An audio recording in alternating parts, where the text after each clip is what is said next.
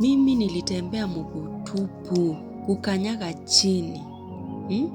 Hadi ikafika point yenye siwezi tembea tena. Shida ni kitu mbaya. Tulilelewa shida, wenye mnaelewa. Najua si mimi peke yangu nilitembea mguu tupu. Tuko wengi wenye tumetoka kwa hiyo shida yenye parents wetu hawange afford kutubaia hata kiatu. Happy Mother's Day to all mothers outside there. Napenda mama angu na ninamuisha happy Mother's Day. So, mimi nimetoka kwa familia umaskini sana. Familia ile ya umaskini yenye mamangu ama my parents hawange afford kutubaia hata kiatu tuvae. But we thank God, walitulea vizuri, ndio sisi tuko hapa. Sasa, nilijipromise watoto wangu hawataishi maisha kama hiyo. And I really thank God. Kabisa, nimeweza kununulia watoto wangu viatu. Nimeweza kulea watoto wangu like sijaishi vile nilitamani kuishi. But mahali niko siwezi linganisha na mahali nimetoka ama na mahali nililelewa. So, mi napenda kununua viatu sana. Since nilitembea miguu tupu hiyo miaka yote, mpaka ndio nikuje kununuliwa kiatu. Haikukuwa ati sasa ni time imefika ndio nivae hiyo kiatu. Nikiwa class 4 nakumbuka. Ilikuwa imewaka jua ingine ile kali. So unaimagine kila siku unaenda unatembea mguu chini bila kiatu. Ikafika point miguu yangu ikakuwa very sensitive. Yenye singetembea tena anymore.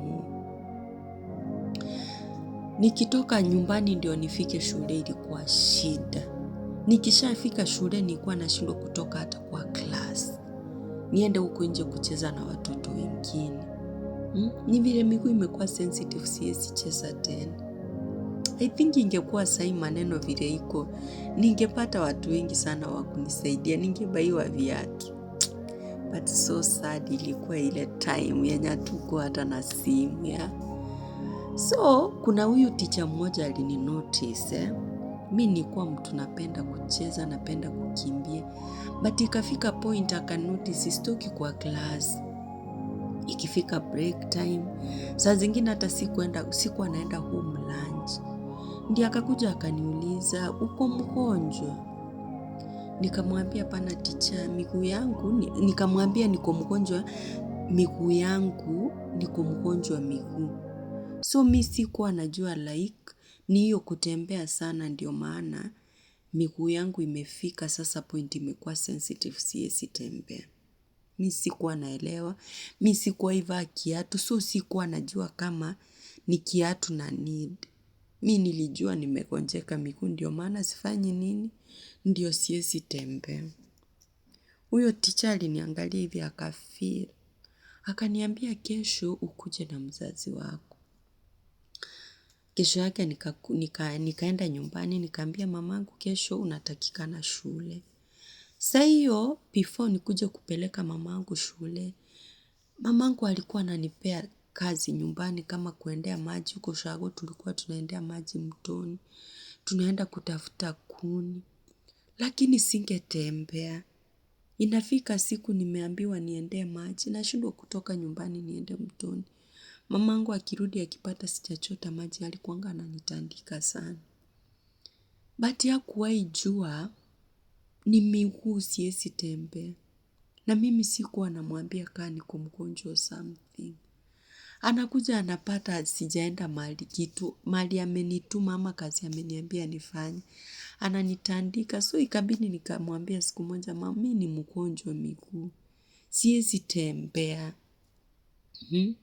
Hadi sistangu akakuja akanitetea akaambia mamangu mimi ni mgonjwa miguu, hata sistangu alijua mi ni mgonjwa miguu.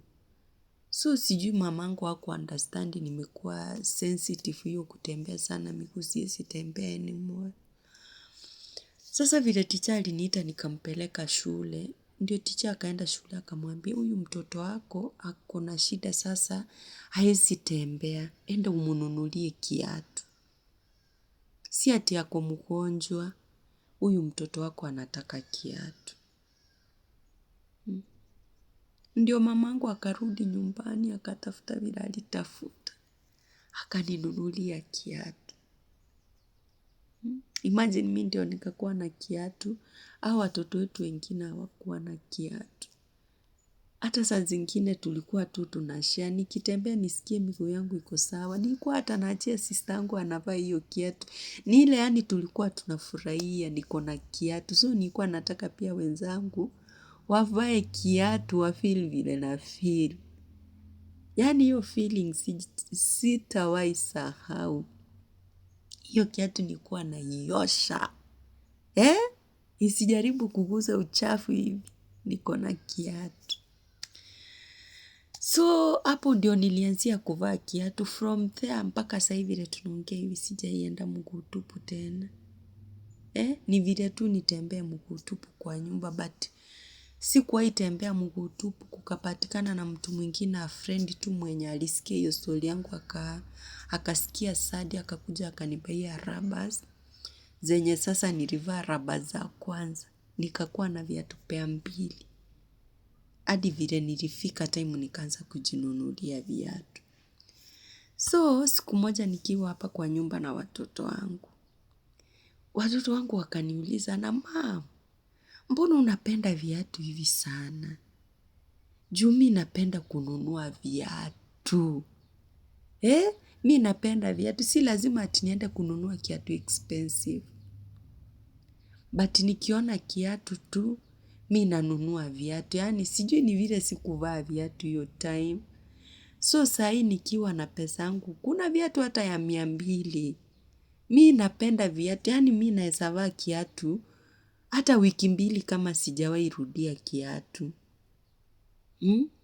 I think hata naweza kuwa na viatu mingi kushinda nguo. Sasa watoto wangu wakaniambia, mom, unapenda viatu sana, unanunua viatu, wewe hutosheki na viatu. Nikaamua kupea watoto wangu story. Nikaamua kuambia watoto wangu ile life yenye nililelewa. Nikaambia watoto wangu vile nilitembea mguu tupu. Mpaka nikuje kupata kiatu nikiwa class 4.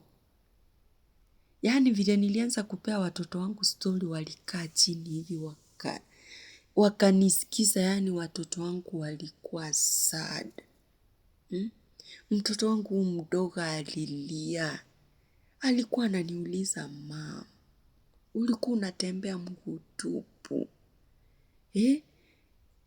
So wanajaribu kuimagine wanajua kwetu. Place yenye home na mahali tulikuwa tunaenda kuchota maji ni distance. Place yenye tulikuwa tunatoka kwetu mpaka shule ni distance mbali. Wananiuliza mom, ulikuwa unatoka huku kote unaenda mpaka shule ile yenyu kila siku. Umetembea mguu tupu. Nawaambia watoto wangu ndio. Kwetu tulikuwa maskini. Wacha niseme maskini juu kweli tulikuwa maskini. My parents hawange afford kuninunulia kiatu. Vile mimi huwaletea hizi viatu nawanunulia. Ni ile life yenye nililelewa.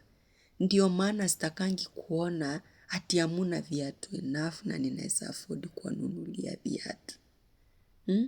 Ndio maana napenda viatu.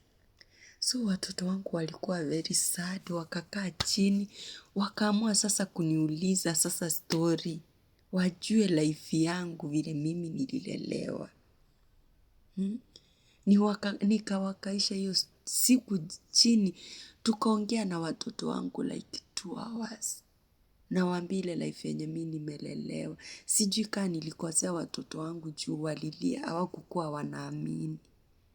Hiyo ndio maisha yenye mamake alilelewa juu wao hawajaona. nikawaambia kila kitu hadi watoto